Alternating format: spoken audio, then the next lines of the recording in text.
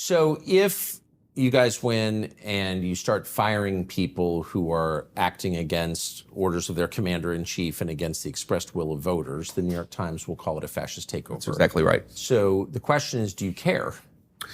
Well, I think we have to not care. Now, you Right. have to care about public opinion, of course, because you have to actually make the case to the American people. Real democracy is when the elected leaders the voters elect actually make the decisions in the government. Right. But fascism, if it's anything, it's that the voters don't get any say in how their government actually operates. I've been in politics all of 2 years, but there are all of these really subtle ways in which the media, the tech sector, the people who call the shots try to manipulate the American public and manipulate political leadership into not doing the things the American people actually want. So here, let me give you an example.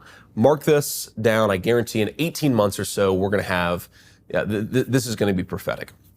So right now, according to public opinion polling, 65% of Americans, give or take, support mass deportations, meaning 25 million people here, you've got to send some of them back to where they came from. Okay, that's a common sense issue. 2/3 of Americans, give or take, support it.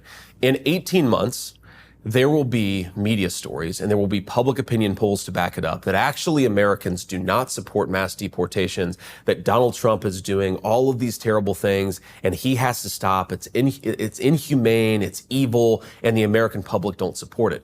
The same people who put those public opinion polls together are the same people who say, for example, that Donald Trump was going to lose Wisconsin by 17 points. Remember that? 3 days before the 2020 election, Donald Trump was supposed to lose Wisconsin by 17 points. And set to the side all of the debates about what happened in 2020, Wisconsin was basically a tied election.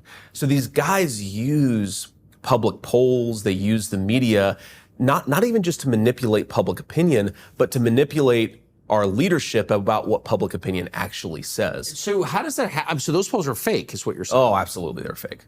They're absolutely fake. A friend of mine, I think, is the best pollster in America. Every race I've ever seen him poll, he's way better than anybody else, okay?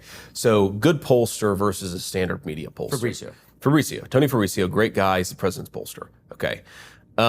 Take a standard media poll and ask yourself, like, what are they doing? Those polls are all conducted by what's called online panels. In other words, they have a group of people that they go to again and again and again. They ask their opinion. Well, who are the people who are going to respond aggressively to online panels about what they feel about every issue of the day? A bunch of highly engaged, typically far left, typically people with professional degrees, people who are not representative of the American people at large, right? Meanwhile, most Americans are trying to pay their mortgage and trying to take care of their kids and trying to do all the things that are necessary to live a life in this country. And they're not answering the phone when a pollster picks up.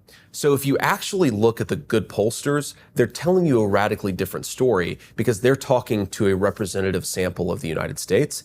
And the fake media pollsters are talking to a very narrow slice of the United States. And again, they're trying to sell us a story. And this is not primarily to manipulate the American people. I think it's to manipulate us, meaning elected officials. Because I've sat in lunches with a number of my colleagues who will say, look at this poll and look how Americans are responding to this or that issue.